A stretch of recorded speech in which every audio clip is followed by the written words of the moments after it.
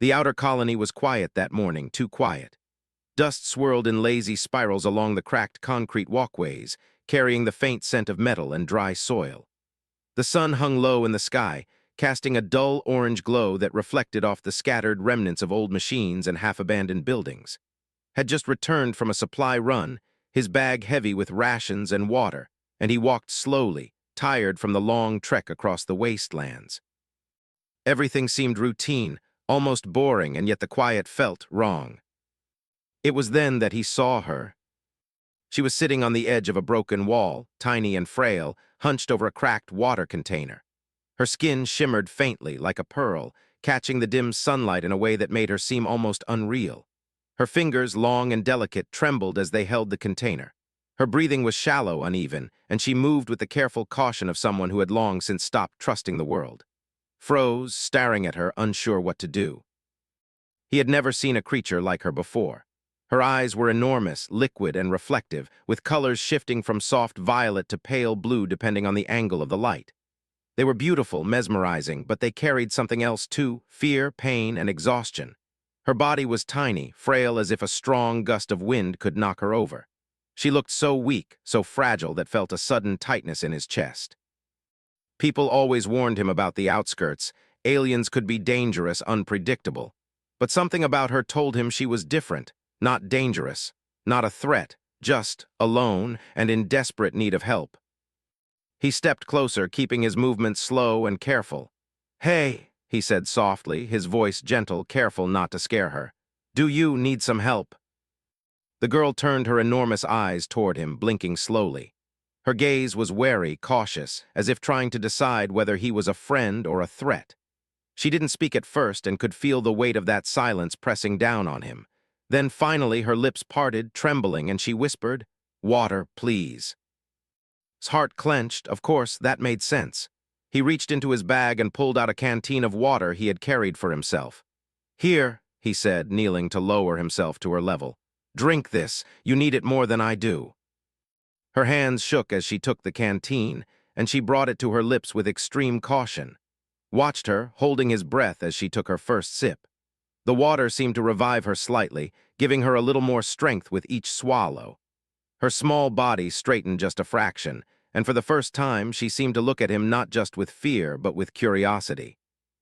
After a long moment she lowered the canteen, her trembling hands clutching it tightly. Why are you helping me?" she asked softly, her voice barely above a whisper.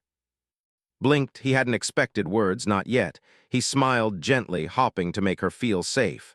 "Because anyone in trouble deserves help," he said. "Doesn't matter who they are."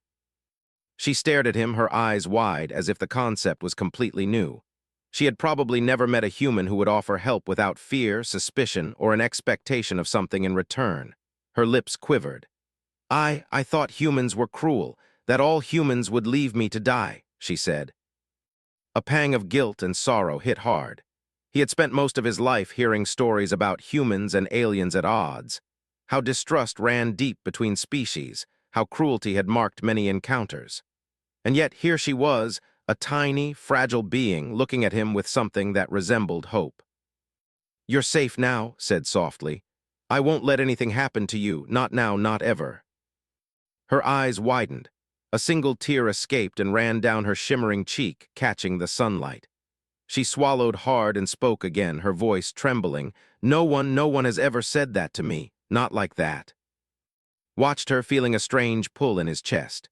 Her body was frail, trembling, but her eyes held something deeper than fear, a fragile trust that seemed almost impossible to earn in such a harsh, unforgiving world.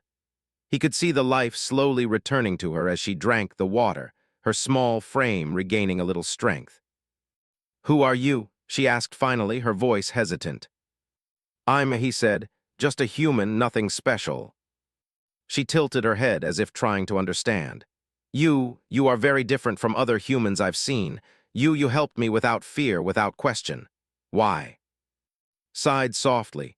"Because it's the right thing to do. Helping someone, it doesn't matter if they're human or not. If you're hurt, I help, that's all." For a moment she seemed unable to speak.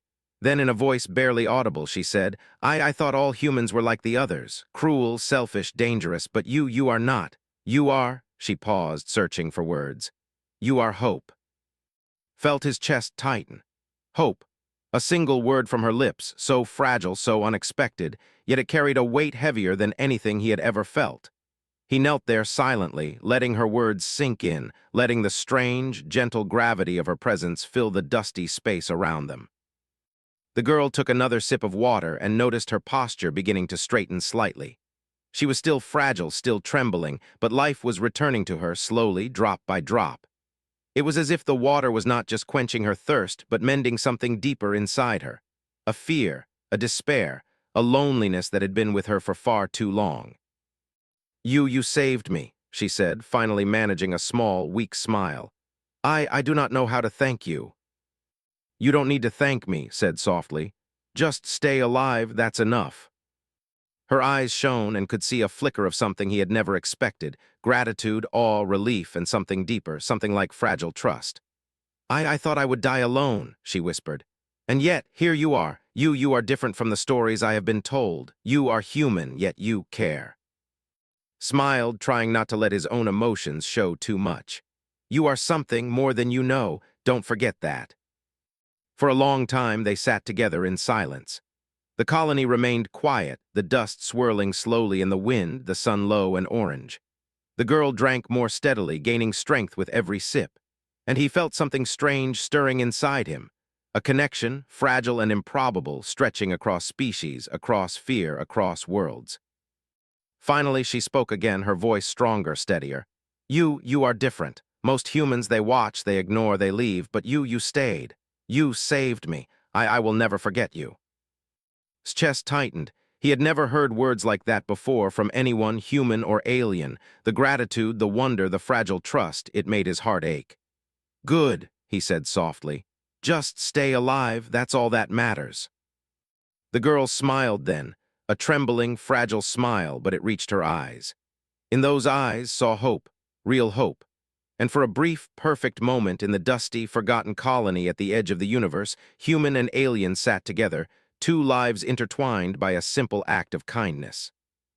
He didn't know it yet, but this encounter would change both their lives forever. Her words, her trust, her fragile hope, they would shape the future in ways neither of them could imagine. And for the feeling was new, strange, and overwhelming. Protecting her, helping her, it mattered more than he could ever say. As the sun sank lower, painting the colony in shadows and gold, reached out and gently offered her the last sip of water.